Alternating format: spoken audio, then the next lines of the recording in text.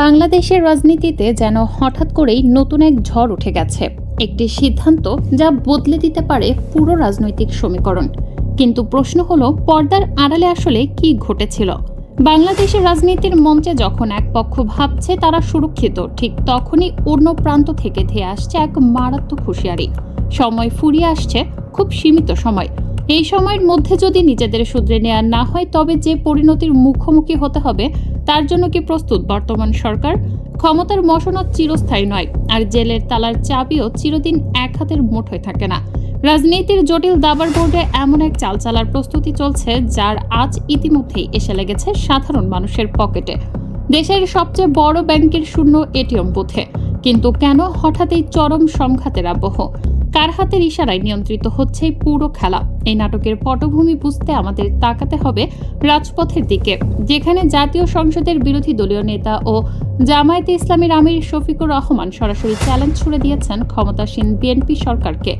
তার স্পষ্ট বক্তব্য, এই সরকারকে বেশি দিন সুযোগ দেওয়া হবে না।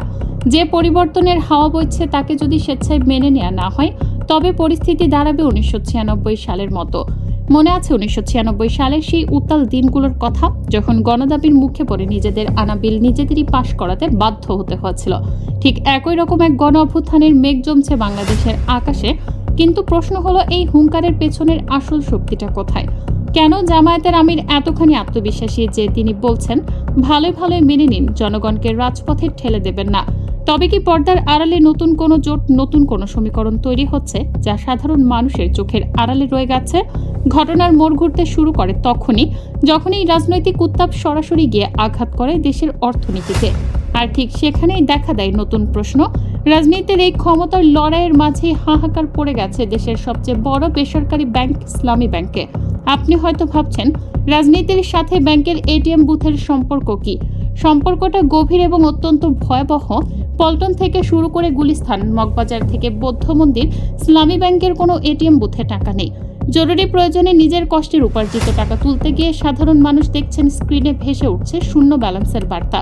অন্য ব্যাংকের বুথে গেলেও মিলছে না সেবা। কিন্তু কেন হঠাৎ করে একটা ব্যাংকের টাকা কোথায় উধাও হয়ে গেল? আর এখানেই উঠে আসছে এক চাঞ্চল্যকর তথ্য, যা বিরোধী দলীয় চিফ হুইপ ও এনসিপির আহ্বায়ক নাহিদ ইসলামের বক্তব্যে স্পষ্ট। তিনি সরাসরি অভিযোগ তুলেছেন, ব্যাংক দখল শুরু হয়েছে এবং দেশের অন্যতম শীর্ষ একটি ব্যবসায়িক গোষ্ঠী এস আলমের হাতে আবারও ইসলামী ব্যাংককে তুলে দেওয়ার বন্দোবস্ত করা হচ্ছে।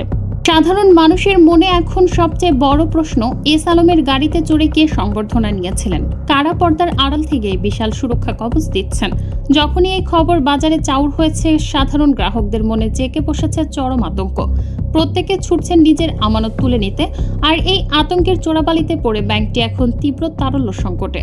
পরিস্থিতি এতটাই নিয়ন্ত্রণের বাইরে যে কেন্দ্রীয় ব্যাংকের কাছে জরুরি ভিত্তিতে 10,000 কোটি টাকার সহায়তা চাইতে হয়েছে।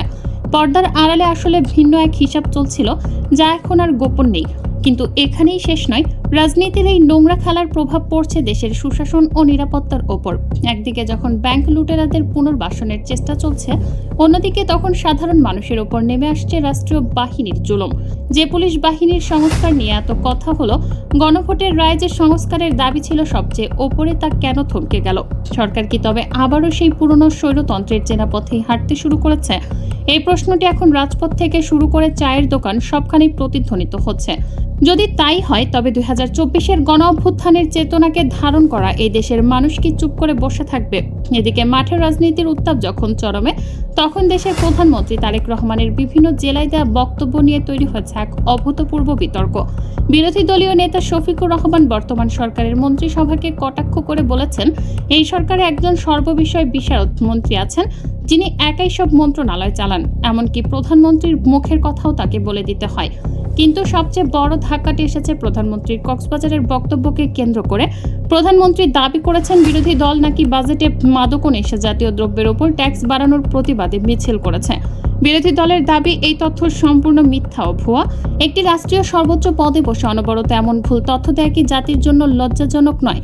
বাজেটের সমালোচনা তো গণতন্ত্রের সৌন্দর্য, তাহলে কেন এই রাগ, কেন এই অসহিষ্ণুতা? এই অসহিষ্ণুতার শেকড় আসলে লুকিয়ে আছে সদ্য ঘোষিত বাজেটের ভেতরে। বিরোধী দলীয় চিফ হুইপ নাহিদ ইসলামের মতে এটি একটি চরম বাস্তবতা বিবর্জিত বাজেট। কেন? কারণ এই বাজেটে দুর্নীতি, লুটপাট এবং ব্যাংক দখল বন্ধ করার কোনো কার্যকর পথই রাখা হয়নি। উল্টাই বিশাল বাজেট বাস্তবায়ন করতে বিভিন্ন বিদেশি উৎস থেকে কয়েক লক্ষ কোটি টাকা ঋণ নিতে হবে, যার অর্থ ঋণের বোঝা চাপবে সাধারণ মানুষের কাঁধে আর পকেট ভারী হবে সরকারি দলের নেতাকর্মীদের। এই তীব্র ক্ষোভের কারণেই আজ জাতীয় সংসদে কথা বলার পরিবেশ হারিয়ে বিরোধী দল নেমে এসেছে জনগণের সংসদে, অর্থাৎ রাজপথে। কিন্তু অভ্যন্তরীণ এই সংকটের মাঝেই দেশের সীমান্তে যা ঘটছে তা প্রতিটি নাগরিককে ভাবিয়ে তুলছে। ভারত থেকে নতুন হাই কমিশনার আসার পরপরই মৌলভীবাজার সীমান্তে আবারও এক বাংলাদেশিকে গুলি করে হত্যা করা হয়েছে। বন্ধুত্বের এত ঢাকঢোলের মাঝেও কেন বারবার সীমান্তের লাশের মিছিল দেখতে হবে?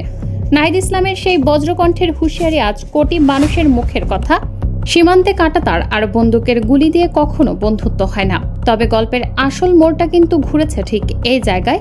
ক্ষমতার সমীকরণে হঠাৎ করেই যেন এক ভয়াবহ ঝড় উঠেছে। অভিযোগ উঠেছে বিএনপি ক্ষমতায় যাওয়ার আগেই জনগণকে দেয়া সমস্ত কথা এক নিমিষে ভুলে গেছে। দলটির শীর্ষ নেতা তারেক রহমানের একের পর এক বক্তব্যকে এখন অনেকেই দেখছেন এক ধরনের কৌশলগত মিথ্যাচার হিসেবে। সবচেয়ে বড় ধাক্কাটা এসেছে জুলাই সনদ নিয়ে। যাকে ভাবা হয়েছিল মুক্তির পথ, তা আসলে জনগণকে ধোঁকা দেওয়ার এক সূক্ষ্ম নীল নকশা ছাড়া আর কিছুই ছিল না। কিন্তু এখানেই শেষ নয়। রাজনীতির সবচেয়ে বড় চমকটা দেখালো জামায়াত এবং এনসিপি। তাদের হঠাৎ রাজপথে নেমে আসার এই ঘোষণা বিএনপির জন্য এক মরণ কামড়। রাজনৈতিক বিশ্লেষকরা স্পষ্ট বলছেন, এই গণজোয়ারে বিএনপির পতন এখন অবধারিত। রাজনীতির দাবার বোর্ডে কখন কে কার চাল উল্টে দেয় তা বোঝা বড়ই মুশকিল। 1947, 1971 কিংবা 2024 ইতিহাস বারবার প্রমাণ করেছে যে এই বাংলার মাটিতে কোনো আধিপত্যবাদী শক্তি কখনো টিকে থাকতে পারেনি এবং পারবেও না। বাংলাদেশের 18 কোটি মানুষ আজ সীমান্ত দেশের সার্বভৌমত্ব রক্ষায় সম্পূর্ণ সজাগ। তাহলে এই পুরো গোলকধাঁধার শেষ কোথায়? একদিকে রাজপথে বিরোধী দলের আলটিমেটাম, অন্যদিকে সাধারণ মানুষের ব্যাংকিং খাতের চরম অস্থিরতা। ইসলামী ব্যাংকের ভারপ্রাপ্ত এমডি যদিও দাবি করেছেন যে সামাজিক যোগাযোগ মাধ্যমে ছড়ানো গুজবের কারণে মানুষ আতঙ্কে উদ্রিক্ত টাকা তুলছেন এবং পরিস্থিতি দ্রুত স্বাভাবিক হবে। কিন্তু সাধারণ মানুষ কি আর সেই ফাঁকা আশ্বাসে ভুলবে? যখন গভর্নর নিজে বাজেট পরবর্তী সংবাদ সম্মেলনে এসে ব্যাংকটিকে সব ধরনের সহায়তার আশ্বাস দেন, তখনই স্পষ্ট হয়ে যায় ভেতরের ক্ষতটা কতটা গভীর। সব হিসাব মেলালে একটা বিষয় পরিষ্কার, বাংলাদেশ আজ এক অত্যন্ত সংবেদনশীল মোড়ে দাঁড়িয়ে আছে। সময় আসলেই ফুরিয়ে আসছে। সুশাসন, সুশৃঙ্খল সংস্কার এবং জনগণের রায়কে যদি অবমূল্যায়ন করা হয়, তবে ইতিহাসের পুনরাবৃত্তি রুখবে কে? রাজপথের উত্তাপ, শূন্য এটিএম বুথের হাহাকার আর সীমান্তের গুলির শব্দ সব মিলিয়ে এক নতুন ঝড় ধেয়ে আসছে না তো? এই ঝড়ে কার ক্ষমতার তখন টিকে থাকবে আর কে ভেসে যাবে তা হয়তো সময়ই বলে দেবে।